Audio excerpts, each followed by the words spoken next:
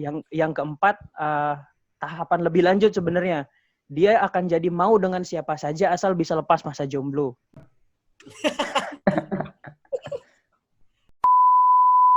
Ayo dimulai.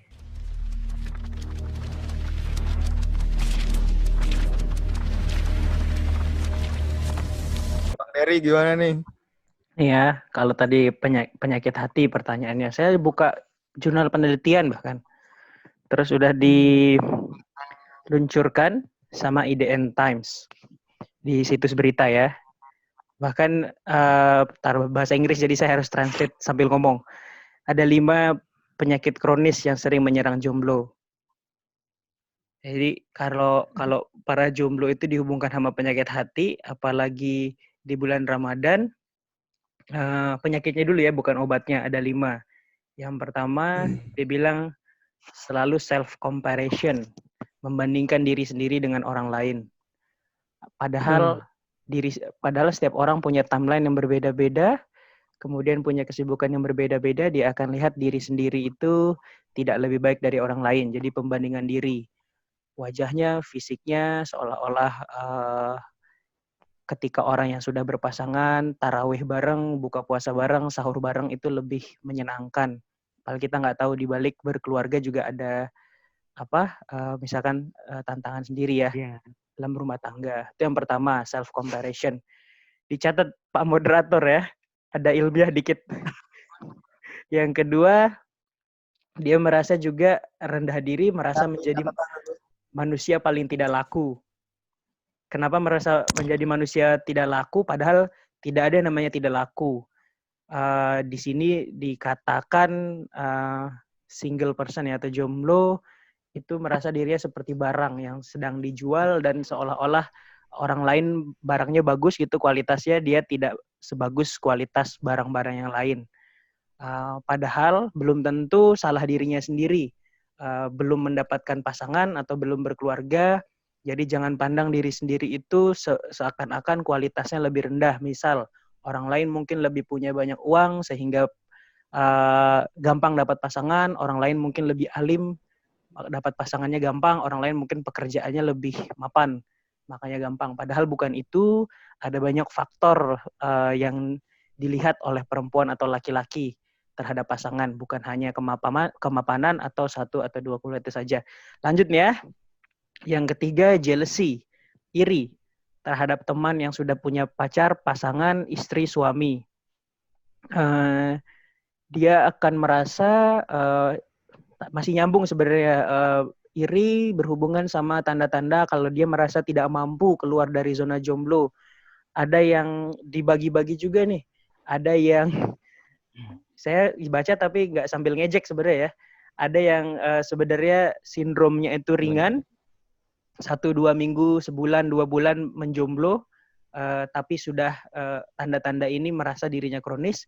Ada yang sedang, mungkin tahunan, 2 tahun, 3 tahun, 5 tahun, 7 tahun itu masih kategori sedang. Ada yang kronis, jomblo seumur hidup. Dari dia hidup sampai saat ini belum pernah dapat pasangan. Tapi ini juga bisa jadi positif, bisa jadi berbahaya, tergantung dirinya menjaga pikirannya sama kesehatan mentalnya. Keempat, tadi dicatat ya, yang pertama itu self comparison, yang kedua merasa menjadi paling tidak laku, yang ketiga jealousy, iri, yang keempat itu ini akan jadi sebenarnya parah tingkatannya ya, dari tadi membanding-bandingkan, kemudian dia merasa tidak laku, dia iri. Yang keempat, tahapan lebih lanjut sebenarnya. Dia akan jadi mau dengan siapa saja asal bisa lepas masa jomblo. Saya bisa refleksi juga ke diri saya sebenarnya, atau yang lain juga pernah merasa misalkan bertahun-tahun, berbulan-bulan tidak dengan siapapun, melihat yang lain sudah berpasangan, akhirnya dia akan merasa anyone, anytime, dengan siapa aja, dengan kapan aja dia akhirnya mau, tanpa mempedulikan lagi kriteria pasangan yang sebenarnya dia mau ya. Ini akan berbahaya. Di beberapa penelitian disebutkan hubungan itu tidak akan berjalan lancar karena atas dasar yang penting saya punya pasangan. Sehingga nanti kalau reuni, kalau misalkan di konteks kita Ramadan ya, kalau kumpul Lebaran misalkan sama keluarga ada yang bisa ditunjukkan. Biasanya dalam tahap ini yang ketika asal dengan siapa saja, mau asal dengan siapa saja, si perempuan maupun si laki-laki juga sama-sama dalam tahapan ini. Nah, banyak orang di belahan dunia ini mencari jalan pintas kayak gini akhirnya. Saya laki-laki, saya jomblo, saya pengen cari jodoh, saya cari perempuan yang juga sama-sama desperate.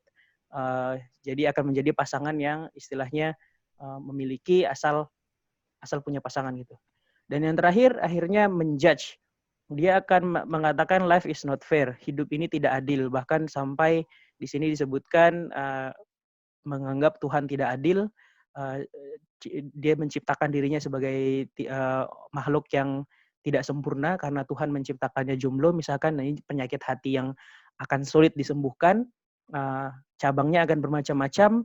Ada yang akhirnya dia tidak percaya sama namanya Tuhan, tidak percaya sama dirinya sendiri, tidak percaya namanya ibadah. Buat apa saya puasa, sholat, dan lain sebagainya. Kalau sampai saat ini kejombloan dia tetap berkelanjutan.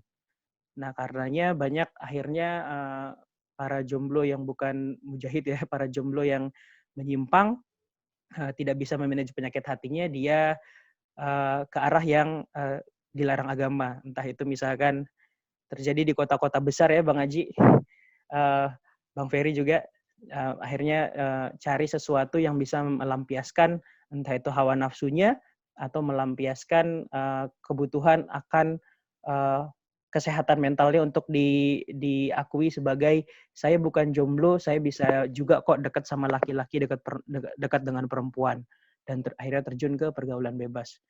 Itu satu artikel yang bisa saya share. Lanjut, Bang. Oke, baik. Wah, ini menarik nih, pembahasan kita semakin menarik nih. Semakin siang semakin menarik.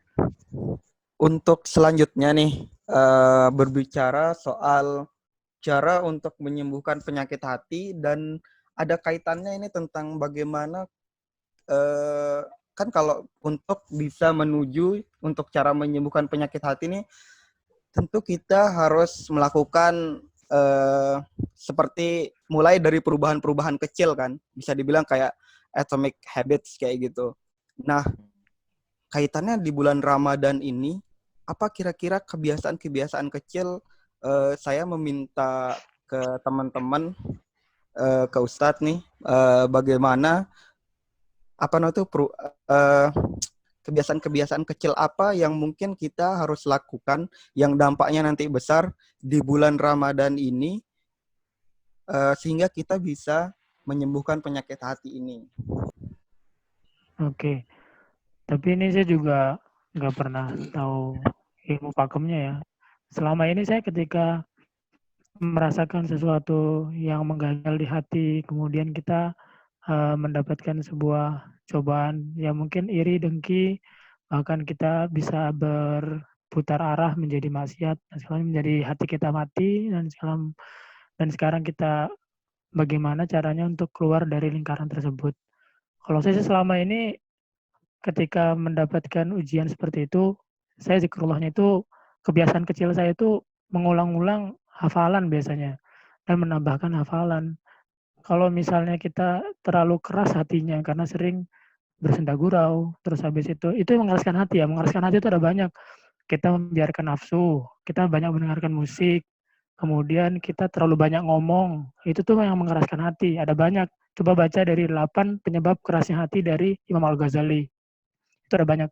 Nah, ketika kita punya kekerasan hati atau penyakit hati, karena penyakit hati itu ada nasihat nih, dia bakal nggak bisa masuk karena penyakit hati itu ada dalam diri itu sendiri. Kalau misalnya dia nggak mau manuver sama diri sendiri, dia bakal terus diladenin sama namanya penyakit hati itu. Nah, kalau dari saya sendiri itu ya menambah murojaah, terus habis itu menambahkan hafalan.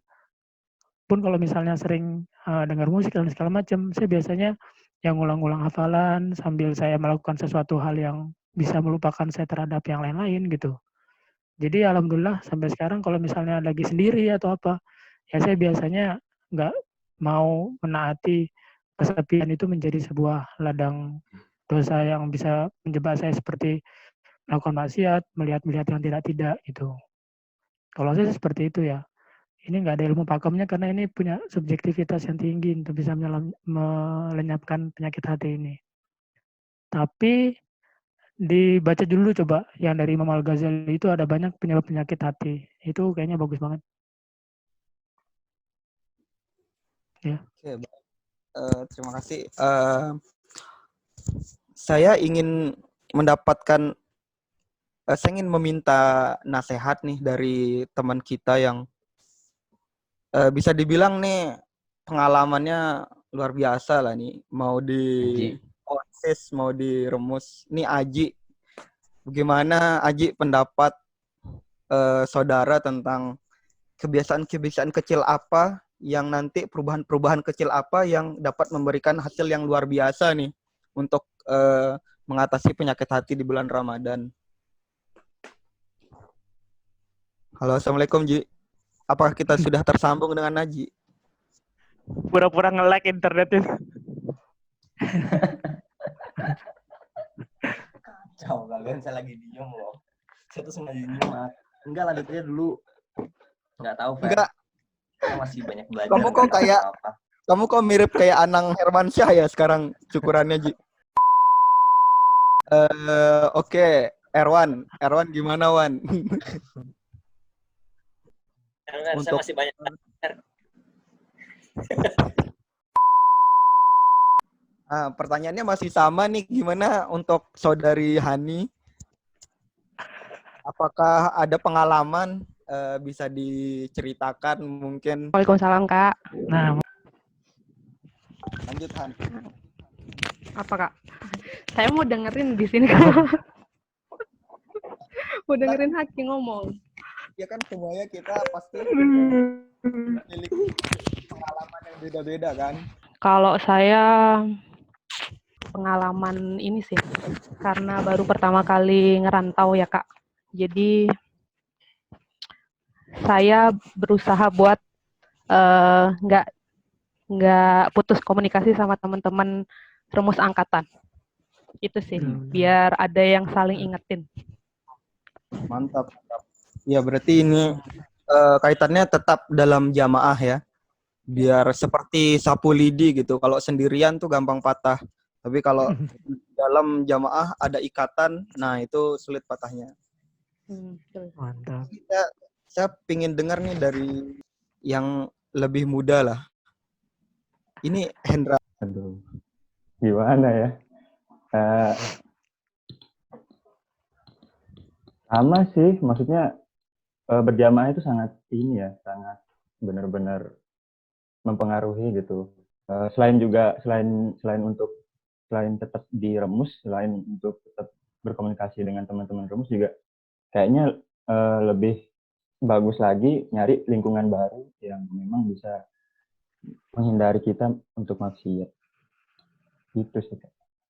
Iya, betul. Dari yang lebih muda kita loncat nih ke yang lebih senior. Yang lebih senior ini ada Kak Ojan. Gimana Kak?